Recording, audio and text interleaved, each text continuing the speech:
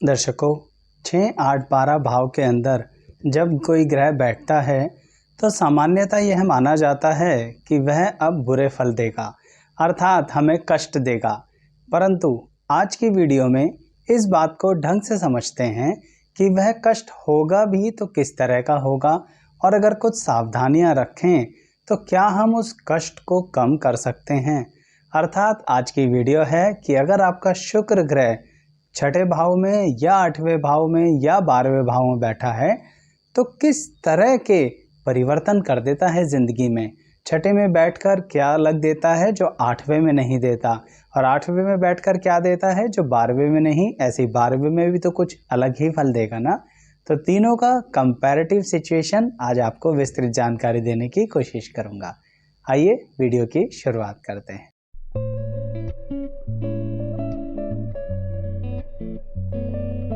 मैं एस्ट्रोलॉजर शैलेश जैन आपका हमारे चैनल पर स्वागत करता हूं। दर्शकों, छठा घर, 8वां घर और 12वां घर पूरी तरह से नेगेटिव हाउसेस माने जाते हैं, लेकिन फिर भी यहाँ बैठे हुए कुछ ग्रह कुछ विपरीत ही कर देते हैं हमारी ज़िंदगी में।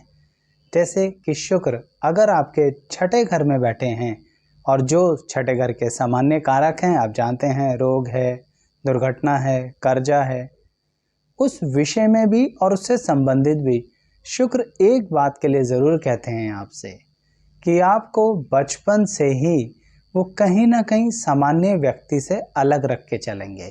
अगर छठे घर में बैठे हैं तो सामान्य से अलग रखने का मतलब ये है कि कई बार आपके घर परिवार के लोग, रिश्तेदार ये जानते भी नहीं होंगे कि आप ज़िंदगी में कर क्या रहे हैं। ऐसा बचपन और जवानी दोनों में रहेगा। कारण क्योंकि छठे घर में बैठा हुआ शुक्र ना आपको अपनी ही दुनिया में मस्त रखता है, अपने ही तरीके से, अपने ही स्टाइल में सोचने का अंदाज देता है। लेकिन आपको एक बात का खास ध्यान रखना है, किसी के साथ भी अगर आप बहुत ज़्यादा इमोशनली कनेक्ट हो जाते हैं तो यह शुक्र आपके लिए एक खतरा बन सकता है। कहने का तात्पर्य, आपको सिर्फ इमोशंस में नहीं बहते रहना। ध्यान रखना मेरी इस बात को, क्योंकि छठे घर का शुक्र आपको एक छुपी हुई बदनामी दे सकता है। किस तरह की बदनामी? यहाँ पर जो बड़ा घनिष्ठ मित्र होगा ना, वही बहुत गहरा शत्रु बन जाएगा। दर्शकों, क्यों? क्योंकि मित्रों से बातें तो सारी कर लेते हैं, लेकिन आपको सावधान रहना है, क्योंकि आपके छठे घर में शुक्र बैठे हैं, इसलिए आपका मित्र आपका शत्रु, बहुत गहरा शत्रु बन सकता है। ऐसे ही छठे घर का शुक्र आपको कहीं ना कहीं, किसी न किसी तरह से एक एहसास दिला के रखता है कि आप थोड़ा सा बीमार रहते हैं। चाहे आप बीमार ना हो, लेकिन मनोस्थिति ऐसी बना के रखता है कि कुछ दिक्कत चल रही है, हमारे शरीर में कोई परेशानी चल रही है, जबकि सही मायने में वो आपकी मानसिक अवस्था में वो परेशानी पैदा कर रहा होता है। तो आपको इस बात के लिए सावधान रहना चाहिए कि कहीं ना कहीं अपने नेगेटिव थॉट्स को नियंत्रित कीजिए। थोड़ा सा योग कीजिए, थोड़ी सी साधना कीजिए, यह आपके बहुत कार्य आएगा, क्योंकि छठे घर का शुक्र यहाँ पर इस तरह की चीज़ों से फल देता है। दर्शकों, यानी आपकी पॉजिटिविटी को बढ़ाएगा और नेगेटिविटी को कम करेगा, लेकिन कर्म करना पड़ेगा। अगर बैठे बैठे सोचते रहे ना कि छठे घर का शुक्र अपने आप ही ठीक हो जाएगा, सिर्फ सोचने मात्र से नेगेटिव थॉट्स पॉजिटिव नहीं होंगे। दर्शकों, एक बात याद दिला दूं आपको कि मैं इस वीडियो के अंदर बहुत इम्पॉर्टेंट बात ही करूंगा बस। वैसे तो बहुत विस्तार में जानकारी है हर ग्रह की, हर भाव की। आप चाहेंगे तो अलग अलग भी ले आऊँगा वीडियो, पर कमेंट बॉक्स में लिखेंगे तभी मुझे पता लगेगा। तो यहाँ सिर्फ इम्पॉर्टेंट बात कि 6, 8, 12 में बैठा हुआ शुक्र आखिर अंतर क्या कर रहा है। यहाँ बैठा हुआ शुक्र दर्शकों एक बात और देता है, आपको कभी भी किसी के चक्कर में नहीं फंसना चाहिए। कैसा चक्कर? ये बात इमोशंस की नहीं हो रही है, ये कार्य क्षेत्र की भी हो रही है। दूसरे की मुसीबत अपने सर पे लोगे ना तो बहुत बुरी तरह से फंसोगे छठे घर के शुक्र के कारण। सामने वाला बड़ा सोफिस्टिकेटेड वे में आपसे कहेगा, आप हमारा ये काम कर दो। बहुत सिंपल सी बात है, ये चीज़ यहाँ से वहीं तो डिलीवर करनी है, आप तो वहाँ जा ही रहे हो। दर्शकों, सब कुछ जानते बूझते भी किसी परेशानी में खुद मत फंस जाना, सावधान रहना। ऐसी परिस्थितियों में सिर्फ वो डिलीवरी वाला सामान ही आपको जेल की यात्रा तक करा सकता है, आपके ऊपर इस तरह से बदनामी का दाग लगा सकता है। इसलिए मेरी इस बात को भूलना नहीं कि छठे घर के शुक्र में अगर आप सेल्फिश हो जाओ तो ज़्यादा अच्छा। अपने बारे में सोचो, जो शुरुआत में कहा था ना, सामान्य से थोड़ा सा अलग। अपनी ज़िंदगी में मस्त रहो, इसमें बुराई क्या होती है दर्शकों। अब यही शुक्र जब 8वें स्थान पर यानी कुंडली के 8वें घर में बैठ जाते हैं तो थोड़ा विचित्र कर देते हैं। यह आपके संबंधों को लेके थोड़ा सा गुप्त बना देते हैं। अब आप जानते हैं 8वां भाव तो होता ही गुप्त चीज़ों का है, यानी सीक्रेसी लाइफ के अंदर। आप ज़रूर सोच रहे होंगे कि आचार्य जी ज़रूर रिलेशनशिप के बारे में ये कह रहे हैं कि हम सीक्रेट अफेयर्स करेंगे। दर्शकों, इस बारे में क्लैरिफाई कर दूं आपको। आप जब कभी भी किसी से प्रेम संबंध में आएंगे ना, तो थोड़ा संभल कर चलना।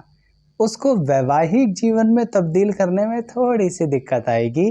ऐसा इसलिए होगा दर्शकों, क्योंकि कुछ न कुछ सामाजिक परंपराएं सामने आके टकरा जाएंगी। यह शुक्र प्रेम को पूरी तरह से कन्वर्ट नहीं होने देता। इसी कारणवश कई बार मन में रह जाता है कि अगर हम उनसे विवाह करते तो अच्छा रहता। अर्थात 8वें घर का शुक्र जो होता है ना, वो आपको लोगों से रिलेशंस बड़े अच्छे बनवाता है। बात सिर्फ प्रेम संबंध की नहीं है, सभी के साथ। परंतु उन रिलेशंस को कॉमर्शियल एंगल पर अगर कन्वर्ट करना हो थोड़ी दिक्कत आती है। जैसे प्रेम संबंध को विवाह में कन्वर्ट करना हो, वो कॉमर्शियल नहीं होता। कहने का मतलब ये है, किसी भी चीज़ को फाइनल स्टेज तक पहुंचाने में बड़ी दिक्कत करता है। यही कारण है दर्शकों, यहाँ शुक्र अगर आपको बहुत अच्छा परिवार भी दे देना, तब भी पता नहीं क्यों बार बार आपको अकेलापन लगता है। आप किसी मित्र की तलाश में लगे रहते हैं। आपको हर पल लगता है कि कोई एक ऐसा होता है जिससे हम खुल के बात करते। क्यों? क्योंकि मन के अंदर एक परिस्थिति बनी रहती है कि हर पल ये लगता रहता है कि अगर हम किसी को ये बता देंगे, वो बता देंगे, तो सामने वाला हमें गलत जज करेगा। ये बात इसलिए है दर्शकों, क्योंकि चरित्र की परिभाषा समझना और उसे देखना, महसूस करना बहुत अलग बातें होती हैं दर्शकों। इसलिए कोई बहुत ब्रॉड माइंडेड व्यक्ति ही हो, उससे ही अपना सीक्रेट शेयर करना, नहीं तो सही में लोग आपको गलत समझ बैठेंगे। यहाँ बैठा शुक्र अर्थात 8वें घर में बैठा शुक्र आपको किसी ना किसी तरह से एक पार्टिकुलर चीज़ के अंदर बड़ी अच्छी नॉलेज देता है। मतलब आप उस चीज़ को बड़े अच्छे से कर पाते हैं, बहुत वैरायटी के साथ कर पाते हैं। क्यों? क्योंकि शुक्र आपकी बुद्धि को अष्टम भाव में बैठकर एक क्रिएटिव अंदाज दे देता है। किस तरह से उस बात को समझना है यह आपको पता लगता है। एक उदाहरण के तौर पर बताता हूँ। आपने मेडिकल साइंस पढ़ी नहीं, मान लीजिए 12th में आपके पास साइंस थी ही नहीं, आप तो किसी और ही सब्जेक्ट से कुछ और ही करियर बना रहे हैं, लेकिन फिर भी हो सकता है आपको मेडिकल साइंस समझ में आ जाए। हो सकता है आप दवाइयों से संबंधित लोगों को राय दे दें। हो सकता है आप जो दवाई बताएं वो डॉक्टर से भी ज़्यादा बेहतरीन काम कर जाए। मुझे पता है बिना किसी प्रोफेशनल डिग्री के ऐसा करना गलत होता है, लेकिन कुछ घर के नुस्खे भी तो होते हैं जो हमारी सामाजिक परंपराओं में दादी नानी के नुस्खे होते हैं, जो बड़े अच्छे से काम करते हैं। वो क्रिएटिविटी, वो नॉलेज या फिर अन्य शास्त्र जो हमारे रोज़मर्रा की ज़िंदगी में दवाइयों और औषधि से संबंधित हैं, जो हमारे खान पान से संबंधित हैं। मतलब सिर्फ उदाहरण का इतना है कि आप जिस फील्ड के नहीं हैं, फिर भी वो फील्ड आपको समझ में आ जाए और आप बहुत अच्छे से उसमें परफॉर्म करें, यह काबिलियत देते हैं शुक्र अष्टम भाव में। इसीलिए कभी कभी ज़िंदगी की शुरुआत में यानी करियर की शुरुआत में थोड़ा धक्के ज़्यादा ही खिलवा देते हैं, परंतु अंततः आप बहुत सही डायरेक्शन में आगे निकल जाओगे, क्योंकि दर्शकों अष्टम भाव का शुक्र अनुभव बहुत दिलवाता है और उस अनुभव के बाद सही ट्रैक पर भी डाल देता है। ये बात पक्की रही। लेकिन जो बात रिश्तों की बोली ना, उसको ध्यान रखिएगा दर्शकों। साथ ही दर्शकों, अगर आप ये देखना चाहें कि उपाय किस तरह से किस ग्रह से संबंधित करे जाएं, किस भाव में बैठे हुए ग्रह का क्या उपाय होना चाहिए, हमारे इस चैनल को सब्सक्राइब कीजिए, हमारी प्लेलिस्ट्स पर आइए। वहाँ पर आपको ग्रहों से संबंधित अलग अलग वीडियोस मिलेंगी। किसी राशि में बैठा हुआ ग्रह है तो क्या फल देगा, किसी ग्रह का कोई उपाय करना है तो कैसे करना है, या फिर किसी परिस्थिति के लिए कोई उपाय करना है, जैसे विवाह या वैवाहिक जीवन की दिक्कतें आ रही हैं, नौकरी व्यापार में दिक्कतें आ रही हैं, जो सामान्य तौर पर आप कर सकें। ठीक ऐसे ही 6, 8, 12 भाव की अन्य ग्रहों की वीडियोस भी हैं। कहने का मतलब तो यही है दर्शकों, विभिन्न वीडियोस हैं।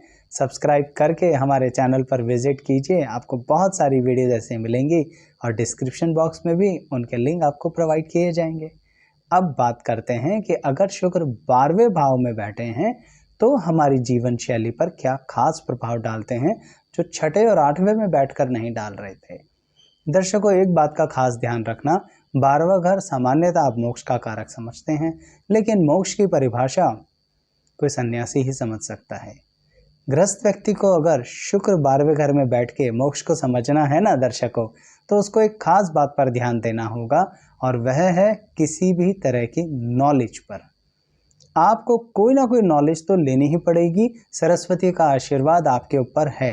कहने का मतलब, अगर आप किताबों से बहुत दूर रहते हैं कोई बात नहीं, लेकिन पार्टिकुलर चीज के अंदर एक अनुभव आपके बहुत काम आएगा, जो अष्टम भाव से अलग होगा।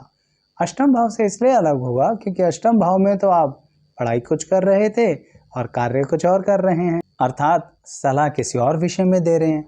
लेकिन 12वें घर का शुक्र जो है ना, वो आपको फील्ड से संबंधित भी पढ़ाई करा सकता है, या फिर एक बहुत अच्छी गहरी ऐसी नॉलेज दे सकता है जो आप पठन पाठन के कार्य में लेके आएँ।